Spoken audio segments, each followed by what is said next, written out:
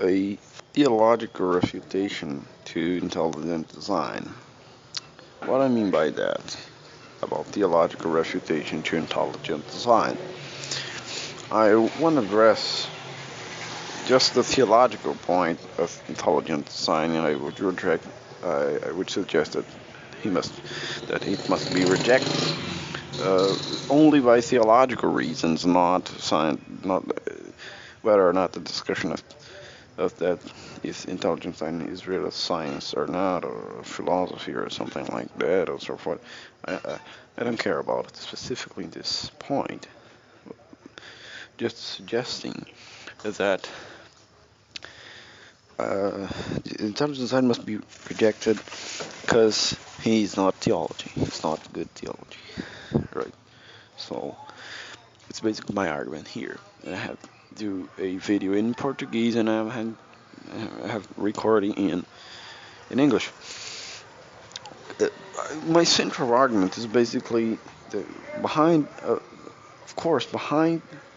intelligent design are a reasoning ode, and that is fallacious, called God of the Gaps.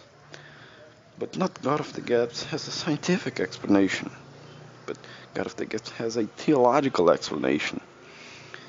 I'm saying that if you don't have really theological beliefs, theological motives, very strong theological motives, to suggest that God has miraculously intervened in aspects on nature and so forth, we don't must have to try and find evidence that he do that, because we don't know.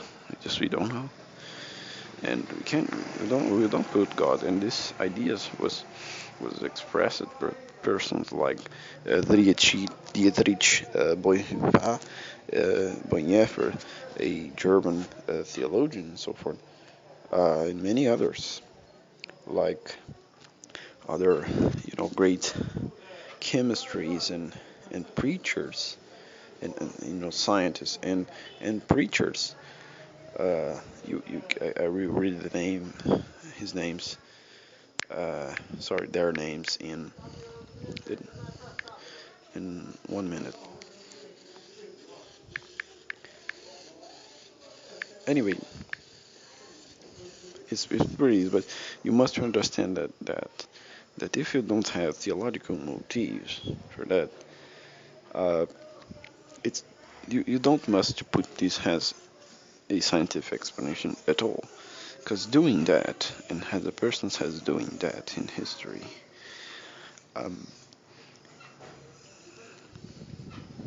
this gives the false impression that Christianity it's has been progressively refuted by modern science, and that is just not true.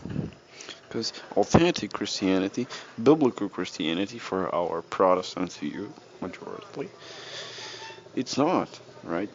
It doesn't care about the persons would believe that angels were moving the solar system or something like that, and so forth. And then let's talk about, for example, the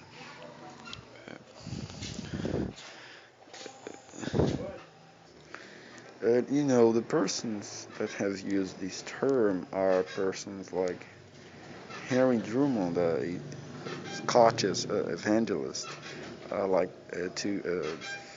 had said Dietrich Bonhoeffer, Charles Coulson, that's a British physicist, I think, and Richard Bube, a chemistry, British, Scottish, and German authors have pointed and so forth, were writing about that already in the late the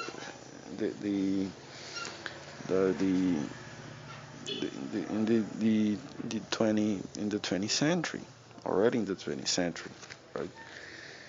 And basically, the idea is that you know, that let's put the question of, as I have do in the video in Portuguese. I put let's take the geocentric model and the heliocentric model of the solar system, that there is nothing to do with the biblical model, because there is no biblical model of solar system.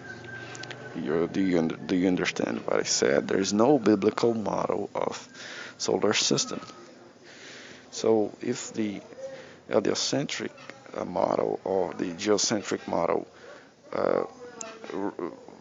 be refuted, or that was refuted in the scientific revolution and so forth, doesn't matter for the truth of Christianity, right? The context was in fact Aristotle, not the Bible, for support geocentrism at all. So there's nothing to do with the Bible at all, right? Whether or not it can put some theological point. The theological point is that there's no in the Bible, so that is the most important theological point. It's not explicit in the Bible. It's not a necessary article of faith at all, right? So intelligent design is basically this. Intelligent design is theological geocentrism. We don't have any good reason to believe that, for example, God has made the flagellum bacterianum, wrote the information in the DNA. We don't have, right?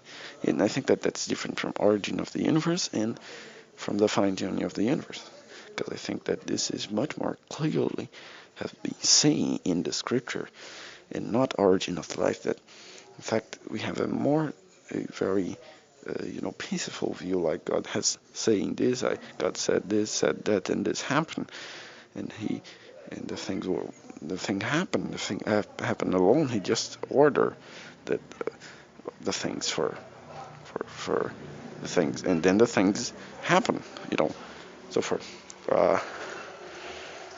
The intelligence, if will be have many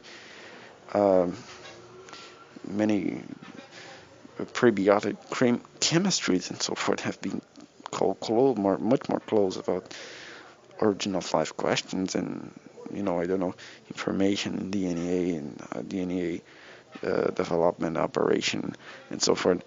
If then we would say, look, that this is the origin of information, that don't refute God's existence, because God's existence don't depend of this theologically, and must depend of this scientifically. My argument is very simple, right? We don't have theological reasons for belief in intelligent design, basically, in aspects of life. So we must abandon this, right? And we must do our science, and we must do, and it's pretty easy to do that. So that is a simple argument. There's no mystery on that.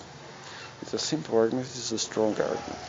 Theologians that defend, or scientists that defend intelligent design, I challenge all of them to refute this argument, because I think that they didn't.